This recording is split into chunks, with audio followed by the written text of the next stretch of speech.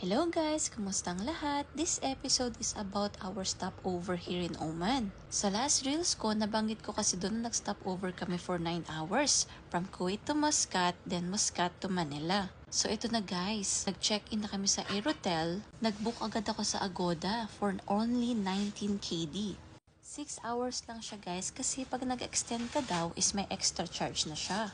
Nung nakita na namin yung room, super spacious. Ang ganda ng kanilang banyo. Perfect na perfect, lalo na pag may kasama kayong kids. Then sa hotel, meron na rin kasi siyang kasamang breakfast buffet. Ang laki ng restaurant nila guys, meron na ring boarding gate monitor para hindi na rin kayo malate for your next flight. Very common ang kanilang breakfast, meron cheese station, bread, hot food, especially yung coffee. Hindi na kami nagdalawang isip guys, nag-book na talaga kami para sulit ang aming experience. Sa mga kababayan, try nyo na rin. Thank you for watching!